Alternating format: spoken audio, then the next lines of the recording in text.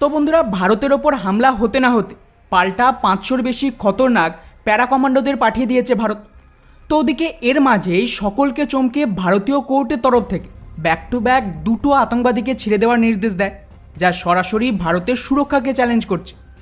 আর তার সাথেই কিভাবে ভারত তৈরি করে ফেলেছে মহাশক্তিশালী মিসাইল, যা ভারতের সীমা পার না করেই পাকিস্তানের সমস্ত যুদ্ধবিমানকে ধ্বংস করে দেবে, এবং কিভাবে এক সিক্রেট প্ল্যান তৈরি করেছে ভারতের সরকার পাকিস্তানকে কাউন্টার করার জন্য, সবটাই জানবো আজকের এই ভিডিওতে।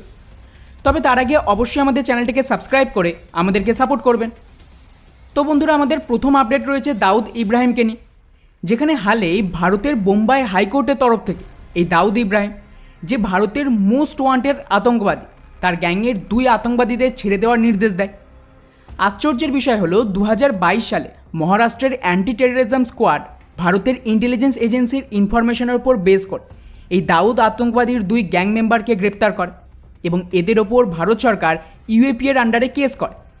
কিন্তু আমাদের এই মহান জাজেসদের মতে দাউদ ইব্রাহিম আতঙ্কবাদী হতে পারে, তার মানে তো এটা নয় যে ওর সাথে কাজ করা বা ওর যে গ্যাং রয়েছে ডি কোম্পানি নামে তার সকলেই আতঙ্কবাদী হবে।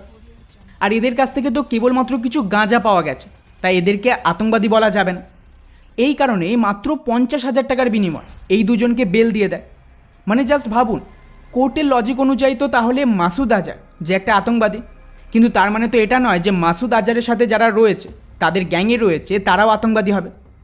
অবশ্য যে দেশের কোর্ট একটা খালিস্তানি আতঙ্কবাদীকে ইলেকশন লড়ার পারমিশন দেয়, স্পেশাল ব্যবস্থা করে দেয় এই আতঙ্কবাদীকে যাতে জেল থেকে পার্লামেন্টে নিয়ে গিয়ে শপথ নিতে পারে।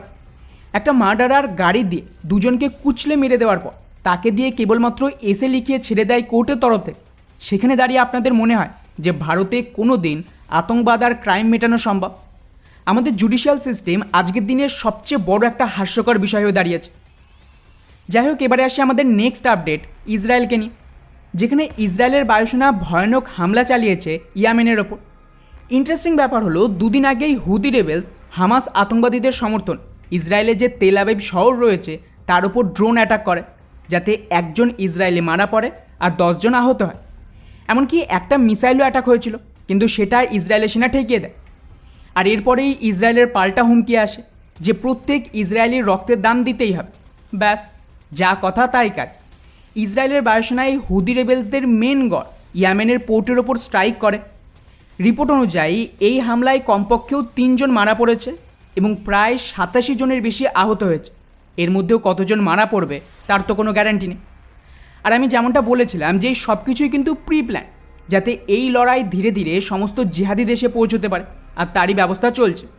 আর সেটাই কিন্তু হলো ইয়েমেনেও, ওখানেও হামলা শুরু হয়ে গেছে। আর এইভাবেই কিন্তু এই অ্যাটাক ধীরে ধীরে আশেপাশের দেশে ছড়িয়ে পড়বে। যাই হোক, এবারে আসছে আমাদের নেক্সট আপডেট অস্ত্র মিসাইলকে নিয়ে।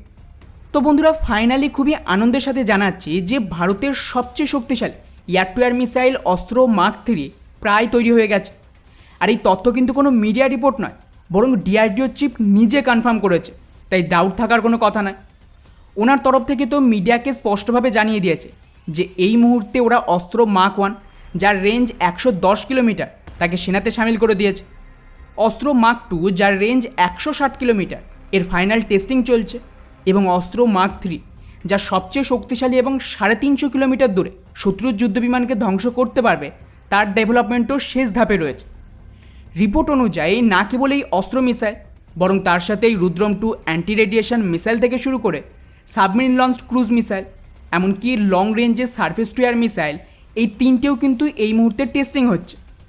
ফলে ডিআরডিওর দাবি অনুযায়ী আগামী 2 থেকে 3 বছরের মধ্যে এই সমস্ত মিসাইল ভারতীয় সেনাতে সামিল হয়ে যাবে। আর সবচেয়ে গুরুত্বপূর্ণ বিষয়, এটা কিন্তু ম্যাক্সিমাম টাইম, মানে যদি এখানে কোনো সমস্যা হয় তাহলেও 3 বছর সময় লাগবে এগুলো সেনাতে সামিল হওয়ার জন্য।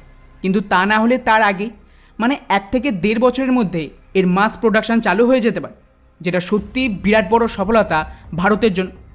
আর অস্ত্র মার্ক 3 টেস্টিংও এর মধ্যেই শুরু হয়ে যাবে, মেবি 1 থেকে 1.5 বছর। যাই হোক বন্ধুরা, এবারে আসে আমাদের নেক্সট আপডেট কাশ্মীরকে নিয়ে, যেখানে ভারতের তরফ থেকে সরাসরি 500-র বেশি প্যারা কমান্ডোদের নামাতে শুরু করে দিয়েছে। হালেই যেভাবে লাগাতার ভারতীয় আর্মির ওপর অ্যাটাক হয়েছে, তারপর দাবি করা হচ্ছে যে ঘাঁটিতে এই এরিয়ায় মোটামুটি 50 থেকে 55টা আতঙ্কবাদী লুকিয়ে রয়েছে। তো এই প্যারা কমান্ডোদের টাস্ক হলো ওরা এই সমস্ত আতঙ্কবাদীদের খুঁজে তাদেরকে প্রপারলি 72 হুরের কাছে পৌঁছে দেওয়ার ব্যবস্থা করবে।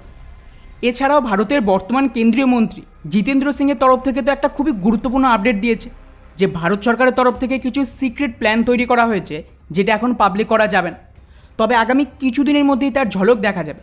ফলে যেভাবে এত বড় সংখ্যায় সোজা প্যারা কমান্ডোদের মোতায়েন করা হচ্ছে, তাতে কিন্তু কাশ্মীরের এই আতঙ্কবাদী আর এদের সমর্থনকারীদের কবর খোঁড়ার ফুল ব্যবস্থা হয়ে গেছে। এখন দেখা যাক খেলা কীরকম চলে। যাই হোক, এবারে আসে আমাদের শেষ আপডেট তুর্কিকে নিয়ে।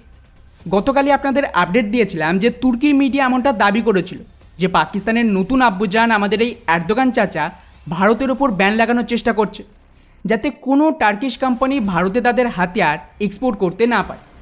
তো এটাকে নিয়েই ভারত সরকারের তরফ থেকে পাল্টা জবাব চলে এসেছে।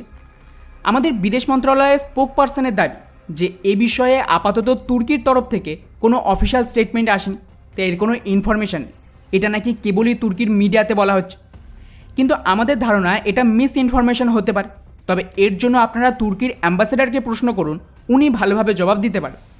অর্থাৎ লিটারেলি ভারত সরকার বিষয়টিকে সিরিয়াসলি নেয়নি, কারণ তুর্কি কি ব্যান করবে? ভারত তো তার আগেই ওদের $2.5 বিলিয়ন জাহাজের ডিল থেকে লাথি মেরে তাড়িয়ে দিয়েছে। তো সম্মান বাঁচাতে কিছু তো করতেই হবে। ফলে তুর্কির যদি অ্যাকচুয়াল দম থাকে এবং পাকিস্তানকে সাপোর্ট করতে হয়, তাহলে ভারতের ট্যুরিস্ট ব্যান করে দিক, ভারতীয় ডেস্টিনেশন ওয়েডিংকে ব্যান করে দিক, ভারত থেকে যে ফুড সাপ্লাই হয় সেটাও আটকে দিক। তবেই তো বোঝা যাবে যে কত পাকিস্তানের প্রেম রয়েছে আমাদের এই এরদোগান চাচার। তো বন্ধুরা, এটা ছিল আমাদের আজকের টপ 5 আপডেট। এটা আপনাদের কেমন লাগলো নিচে অবশ্যই কমেন্ট করে জানাবেন। জয় হিন্দ।